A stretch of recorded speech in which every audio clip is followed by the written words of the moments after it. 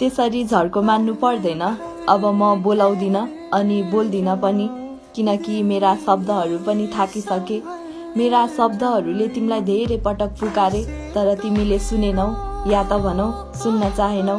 कहिलेकाहीँ त लाग्छ म मरेर होइन, बाँचेर हराएको मान्छे हुँ। सास त चलिरहेको छ, तर म भित्रको भित्री आत्मा भने मरिसकेको छ। म हिँड्छु तर आफै भित्र आफ्नै चिहान बोकेर। तिमी त खुसी होला, किनकि अब मेरो मौनताले तिमीलाई दुःख दिँदैन, मेरो नजरले तिम्रो निन्द्रा भड्काउँदैन।